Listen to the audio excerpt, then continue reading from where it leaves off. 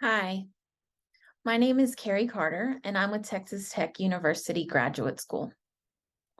Today, I'm going to be presenting Convergence research to tackle grand challenges, a unified response to the contamination of the Rio Motagua Basin. For this event, I am the only presenter. However, this was based off of a grant that was received, and I have a lead author on the grant, Dr. Jorge Salazar Bravo, also from Texas Tech University. And we worked with Dr. Diego Chacon from Universidad Tecnológica de Honduras and Olga Moscoso Portillo from the Universidad de San Carlos de Guatemala. So as I stated, this is work based on a grant that was received from the U.S. Department of State and the 100K Strong in the Americas. This was also a partnership between Texas Tech University, the university in Honduras, and the university in Guatemala. But it was also a partnership between Texas Tech Graduate School, the Office of International Affairs, and our International Center for Arid and Semi-Arid Land Studies. So overall, we first looked at what were wicked problems. This was defined over 50 years ago.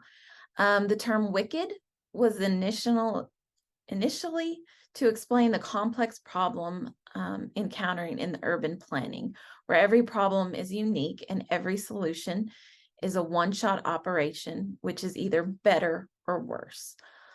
So for this specific project, our grant objective was to provide training in convergence research by building interdisciplinary teams to successfully tackle challenges. And this was created between the United States, Honduras, and Guatemala.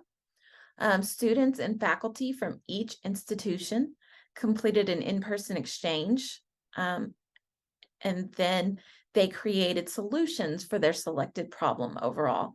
With this, we hoped to further collaboration between our international universities, as well as create collaborative online international learning and study abroad opportunities, both for the students in Guatemala and Honduras, as well as the students at Texas Tech. So this started out with Dr. Salazar Bravo visiting Honduras. And what he did there, he met with the students, he looked at the areas, he looked at the waterway, all the pollution in it, and talked to them about the challenges they were facing, so that whenever they came to Texas, we had some ideas about what to provide to them. So then we started with an online workshop. Our online workshop was done via Zoom. There were 20 students from Guatemala and Honduras, and we had 6 two-hour bi-weekly sessions. So this was the 3 weeks prior to them coming to Texas Tech. In the online workshop, we discussed the nature of wicked problems, what makes a wicked problem wicked, why is it wicked, how do we tackle these problems. We learned that there's no solution, only mitigation. We also learned about how socially and technically complex these problems can be. And we learned about the temporary approaches to, again, mitigate these problems. So that was my job in this. I met with the students and we covered all of these topics in those weeks before they came to Lubbock. So throughout the online workshop, students gave an elevator pitch to describe their interdisciplinary perspectives. Each of these students was from a different area and a different background. We had the social sciences, we had law, engineering. We even had an artist, an educator. We had various backgrounds to truly make these interdisciplinary studies teams. So part of what they did in the course was there was weekly or biweekly readings on different topics, different approaches to wicked problems, different things that they could learn in the about wicked problems before they came to actually try to create their solutions to them. They also brainstormed what specific wicked problem they wanted to figure out within their groups. And then they did mind mapping to do an overall view of what that wicked problem would look like. So then the students came to Texas Tech University. We had 9 of the online students actually travel to Texas, as well as 5 faculty and staff members from Guatemala and Honduras. The students that were not able to travel to Texas Tech were still able to work in the workshop, and then they were still able to work with the teams remotely and present at the end with them. So while the students were here, we wanted to give them as much knowledge about water resources and how they can help clean up the Rio Motagua in their area as it affects all of them. So one of the things they did here was they visited our Maddox Engineering Research Center, and there they have water and soil contaminants labs where they discuss how they get rid of the contaminants, how they test for the contaminants, all of those things, so that the students could get hands-on view of what they did, how they did it, and find out that information. So then they went to our Lubbock Water Utilities facility tour. This is a facility here in Lubbock, and it actually provides water for most of the region. With it, they see how the water comes in, how it's cleaned, how it is conditioned, so that it can actually go into people's tap water for them to drink.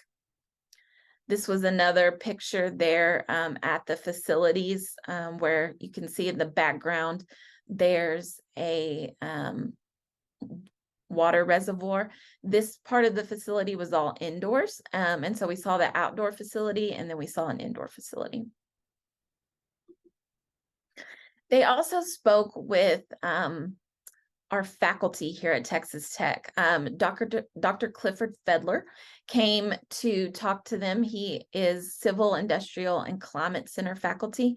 And he came and actually talked to them. There was a pond in a community where he was hired to help clean it up because all of the runoff and everything was going into that pond, and so it could not support life.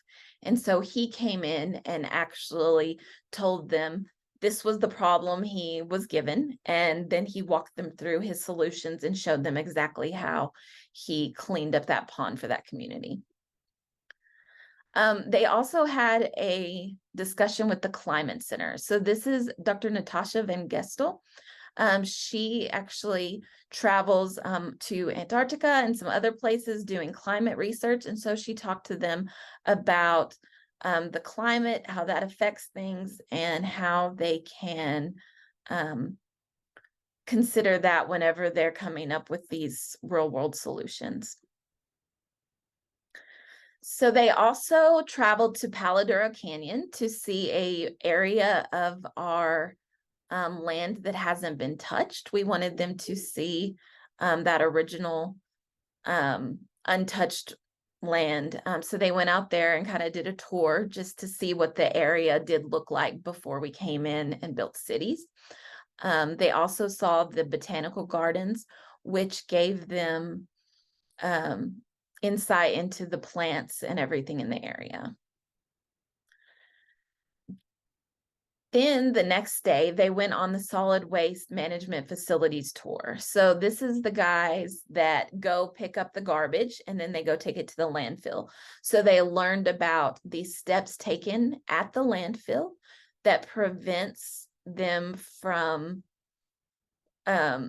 getting the contaminants down into our water resources over the Ogallala Aquifer.